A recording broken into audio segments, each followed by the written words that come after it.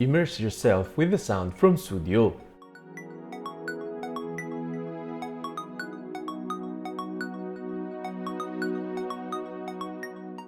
This is Lanicom of Lanicom Views. Today, we will feature another personal audio device, a device that will be my earphones for a while, a true wireless stereo earphones from Sudio. This video is in collaboration with Sudio.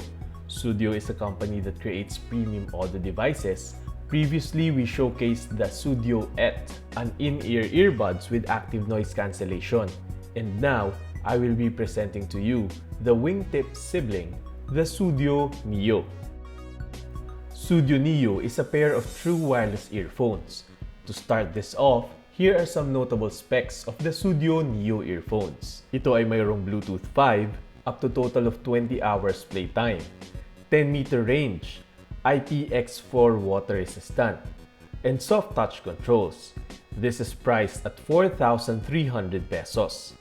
And while watching, I would appreciate if you subscribe to this channel, Lanicom Views.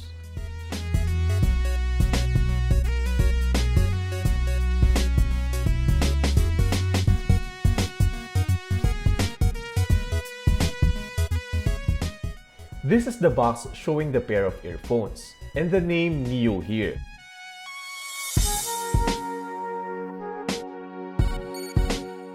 There is a small pull-out handle here, and now let's unbox this.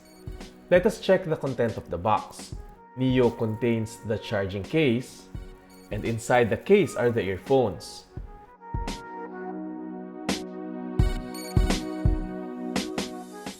Here is the charging cable, instruction manual, and we have here 3 extra ear tips. We have a total of 4 ear tips attachment here. We also have here a cloth containing the information of the Sudio Sphere. You may register your product here to avail extended warranty. This is the Sudio Nio's charging case. It is almost square in shape with rounded corners. It is glossy in texture and look. Sudio branding is in front, and this case is quite small.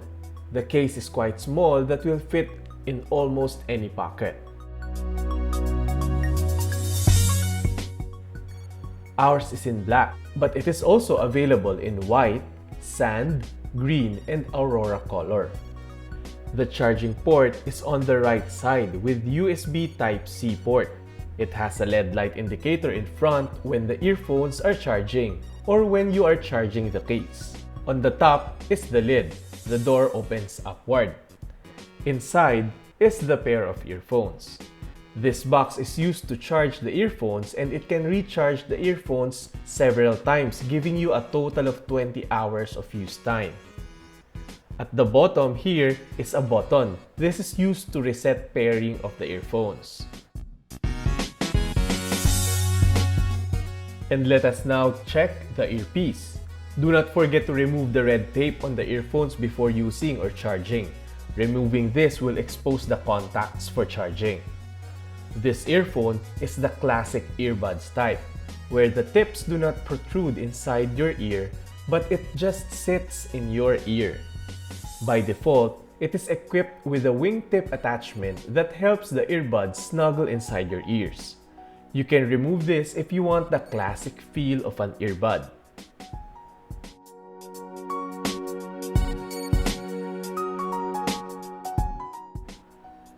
You can choose from 4 wingtips, customize what suits your comfort, or if you want, you just use it bare.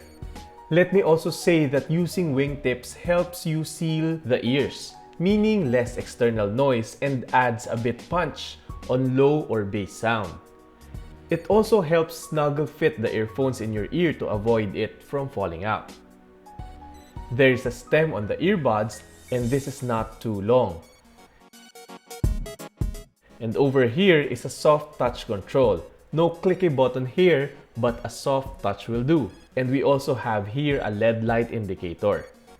This pair is rated IPX4, so it is resistant to sweat and water, ideal for your daily workouts and protection from water splash. And now, let me describe to you the sound. I will try to give you a description and give you a level rating. I have been using these earphones for days, using the wingtip attachment or just using it bare. This rating is an approximation of the level and can be subjective, I can say. For lows or bass, 7 out of 10. For mids, 6 out of 10. For treble, 7 out of 10. For clarity, 7 out of 10. And for loudness, 6 out of 10. What I notice is it gives clean bass and treble sound when listening to music. I can clearly hear the bass lines, but this is not too deep, but also not thin. The treble or highs are clean too. Hindi masyadong matalas pero you can hear it clearly. Let us talk about the mids. The mids are usually the vocals or human voice, at times the melody of a music. The volume of the mid is lower than the bass and the treble. So I can say that mas prominent ang lows and highs compared to the vocals. This earphone is good for its clarity, not muffled or tinny. This is a well-performing earphones with clear sound. Stereo separation is quite good too. When it comes to loudness, it does not go to a very high loudness level. Hindi nakakabingi kahit full loudness, hanggang sakto lang. And let me mention again, the wingtip attachment boosts the bass sound and eliminates external noises that adds to the total clarity of the sound sa Sudio Nio. It is using Bluetooth 5.0, so it has higher transfer speed. Faster transfer speed, meaning low latency or delay from the sound source. And when it comes to microphone, here is a sample recording using the microphone of Sudio Nio. Here is a sample of the adaptive dual microphone from Sudio Nio. And to test this further, let me read an excerpt from Sudio's story. For every life, there is a soundtrack. For every mood, for every moment in your life, a song. What gets played is up to you. Our purpose? To make sound come to life. Let us talk about the battery life. The case contains 400 mAh battery and each earbuds contains 35 mAh batteries. It promises total of 20 hours using the charging compartment's single-use full charge. You can continually use the earphones listening to music or taking calls for approximately 5 hours and 30 minutes in a single charge from the case. It displays the charging level of the case and each earbuds. Orange light means 0 to 25% charge and white is 26 to 100. You can charge it using the Type-C USB cable. For navigation and controls, you can use these touch commands. When listening to music, 1 click to pause or play, 2 clicks for the next song on the right buds and previews on the left, 3 clicks for the volume level, lower the volume on the left and louder on the right. During calls, 1 click to answer, touch for 2 seconds to hang up, or hold for 3 seconds to drop a ringing call. Basic controls are all covered and that's a good thing. This is also easy to pair. Lift the earbuds from the case, just look it up on your device's Bluetooth settings, and look for Sudio Nio.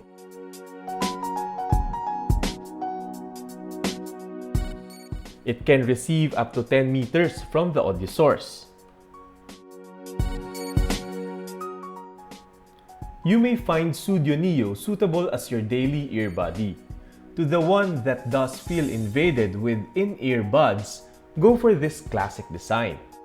Interested in getting one? You may purchase Sudio Nio at www.sudio.com or you may check out the link in the description. You will get a free Sudio Andrea Maack tote bag for every purchase of Sudio earphones. And to pass on the privilege of a discount, use the discount code LANICOMXSUDIO. This is a discount valid on your purchase. And you may also get 50% off on this slick Apple skin leather case dedicated to your Nio.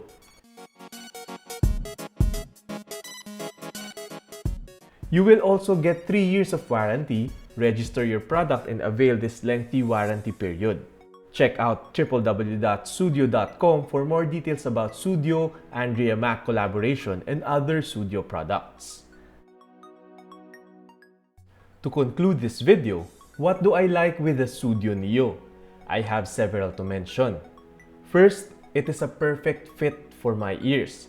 Just like me, I prefer this type of earbuds. This is for the people who do not feel comfortable with the in-ear type of earbuds. The wingtip helps to improve sound and snuggle on your ears even when moving. Next is sound clarity.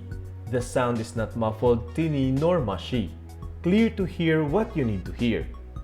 Next is the lengthy battery life. Charging case is reliable too.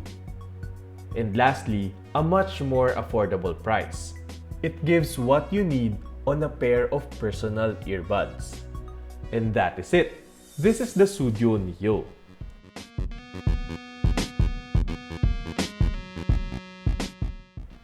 Please subscribe to Lanicom Views. Follow nyo din sa FB, Twitter, and Instagram ang Lanicom Views. Keep on sharing your thoughts and views about this gadget. Comment kayo at pag-usapan natin ang mga views ninyo and learn from each other. This is Lanicom of Lanicom Views. Hanggang sa muli!